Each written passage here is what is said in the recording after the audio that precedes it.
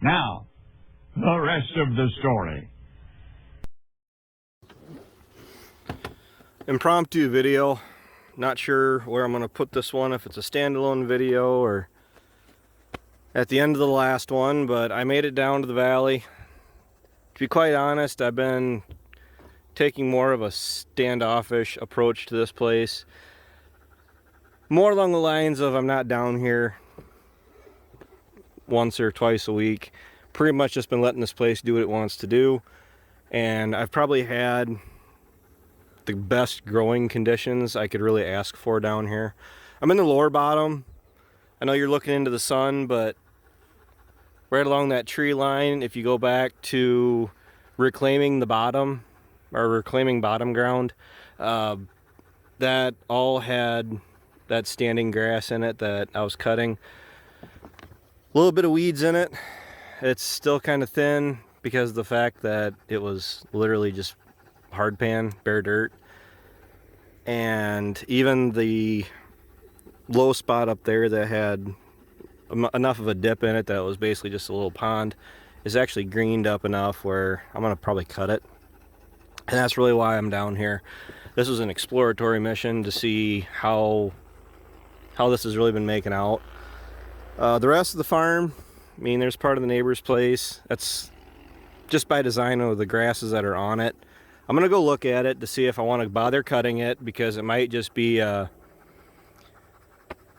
sympathy or a pity cut, where if I cut it now, I probably won't be cutting it in another month and a half. I might.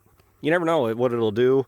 The big wild card is Mother Nature, but I know you guys can't hear the excitement in my voice.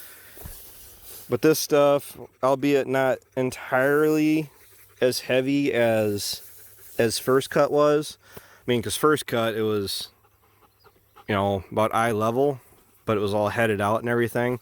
And I came down here to see how much these grasses were really starting to head out.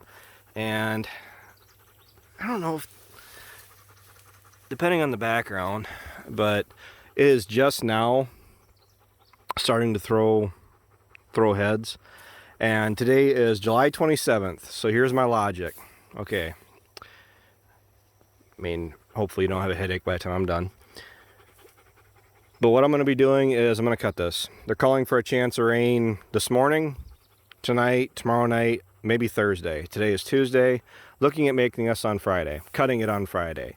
I am going to ted it out on Saturday because it's dry and yada yada yada. The ground's dry. It's really not wet. We can lay it out flat. We probably will. The reason I'm going to ted it out is largely to make sure I have a nice even dry down, so there aren't going to be any sporadic clumps or whatever else that are going to be retaining any moisture. This is going to get a full rate of hay preservative, just because I don't know if I've really said it much, other than it helps, it's insurance and it helps me sleep at night. You guys have heard me say that enough. But another thing about that hay preservative, as one of the other perks to that product, is that it helps the hay, the grass, and whatever else you're planning on putting it on, whatever feeds you are. It actually helps, one of the chemicals in it helps promote with stay green. So that means, like the grasses, it'll dry. I mean, hopefully not, get rained on, but it'll dry down, retain some color, and I go through with that preservative, it'll be able to retain a bunch of that greenness.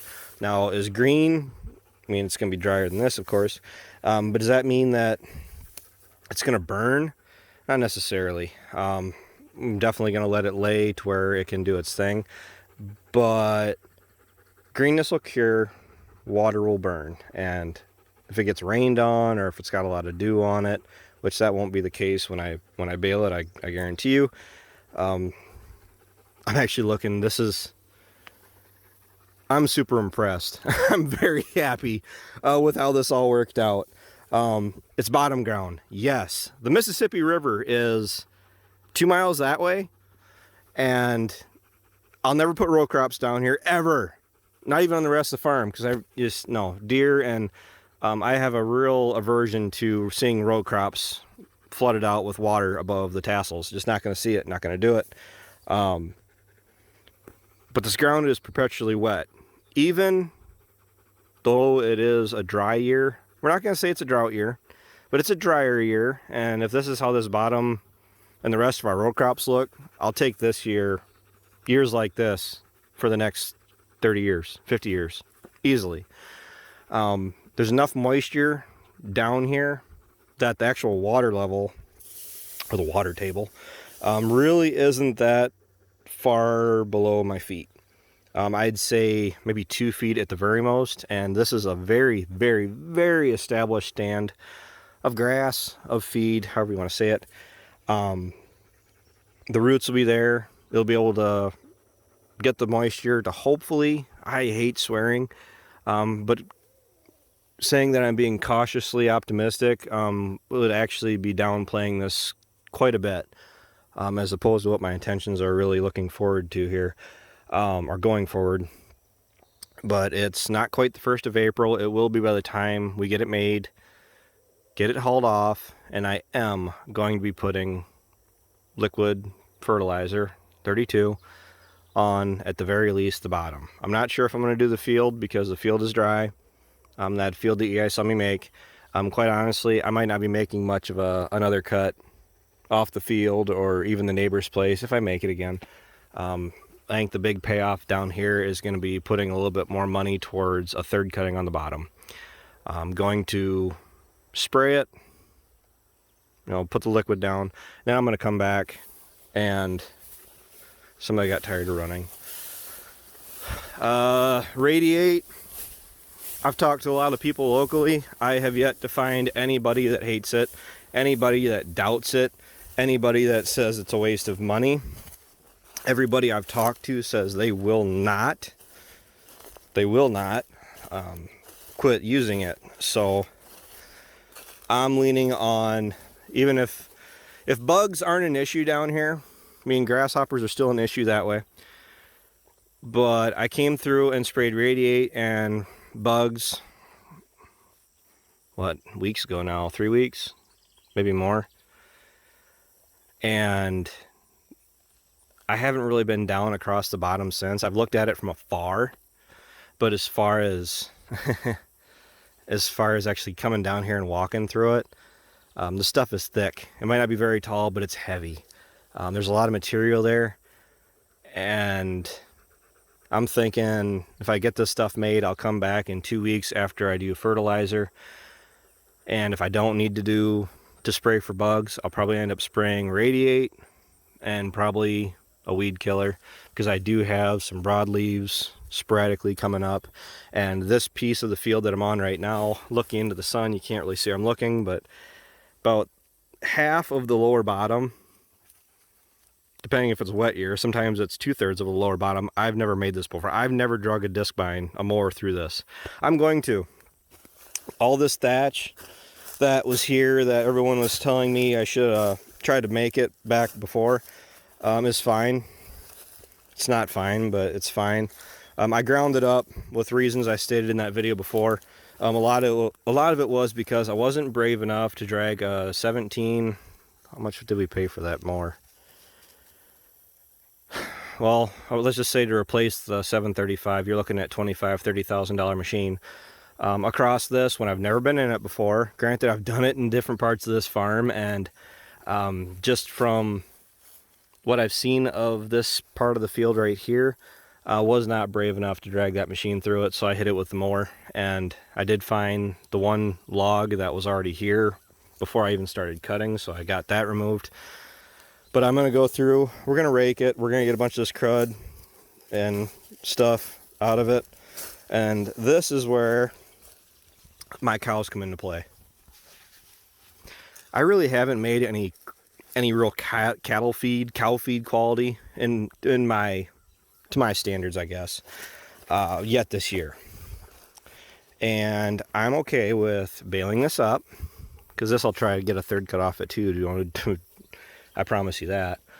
But all the bales that I get through these like 3, 4, 5 acres through here, I'll earmark specifically to stack them separate. They're getting wheels put underneath them and taken back home and stacked into my feed line. And if my cows can find some use out of it, which they will. I mean, there's grasses here and crap like that, and I just got to get rid of this stuff because it is choking out the stuff that's there. Granted, you guys aren't telling me that, or have already told me that anything. I knew exactly what was going on, but I can sit and talk for 30 minutes to an hour and not cover all of the reasoning behind my madness. But if I can get this cleaned up, get some bare dirt showing, and hopefully get some grass established. If I could tile this, I would in a heartbeat, but it's not an option to me right now, and it may never be. But it is going to be pretty cool if I can get this all cleaned up nice and pretty, and we'll go that route. I went on the upper bottom. That was already thick enough as it is. You guys can look at me real quick. It's hot. It's 88 degrees. This stuff will dry down pretty quick. The upper bottom is already pretty heavy in itself, and I was really happy, with how the upper bottom looks. And then I came down here, and this down through here is heavier than what the upper bottom is. And keep in mind, I'm happy with how heavy the upper bottom is. So I made what, over 160 bales off of first cut down here. That didn't include all of the ground that I just opened up. So there's actually 2 sections on this. The bottom down here that has never been made by me before. And I honestly, talking to the landlords the other day, they basically said the last ones that had made anything off of it was the cows when they used to graze cattle down here.